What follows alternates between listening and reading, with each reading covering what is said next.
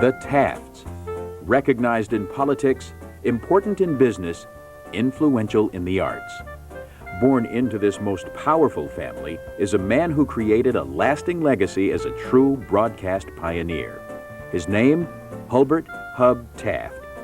He was born and raised in Cincinnati, graduated in 1930 from Yale University, and later studied in Cambridge, England, where he also played hockey.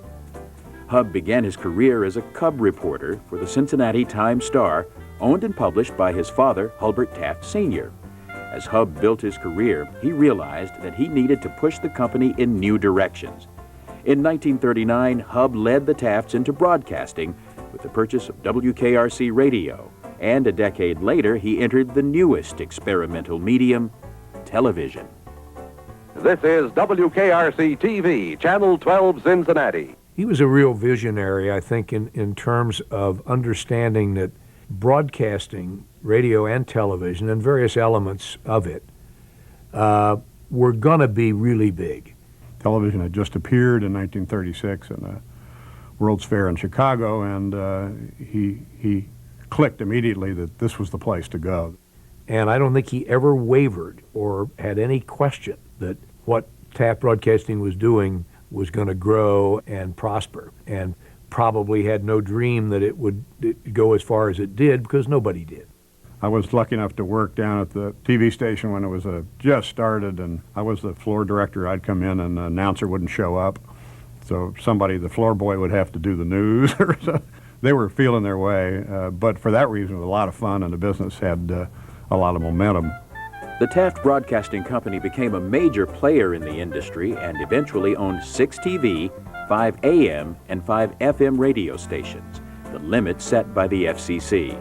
In the 1960s, Taft Broadcasting became a member of the New York Stock Exchange.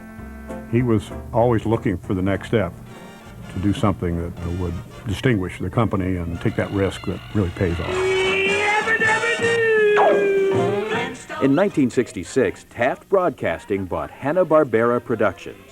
The acquisition of Hanna-Barbera brought powerful and sustaining characters into the Taft Broadcasting family, characters that are still loved and remembered today.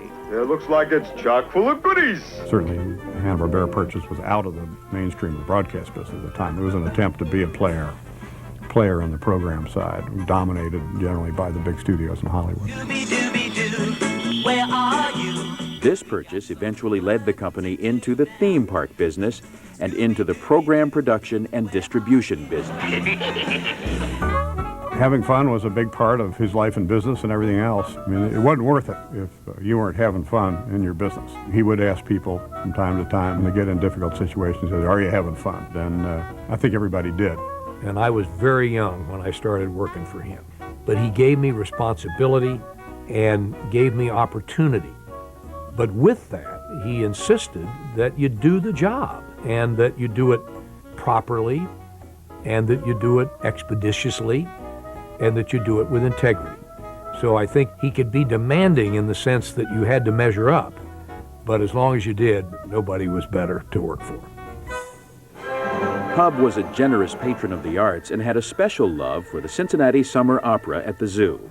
He also took great interest in the Cincinnati Symphony and its music hall home, where he served for many years on the music hall board.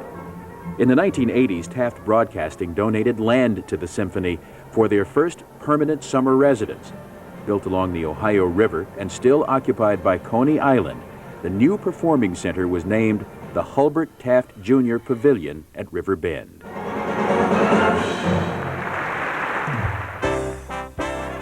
Personally, he had a lot of hobbies. He was a pilot. He had been in the service, didn't fly there, but got interested and flew when he came back, flew all his life. He was a sportsman. He loved hunting and fishing, loved golf, loved to play poker. As I say, he was a gambler all the way.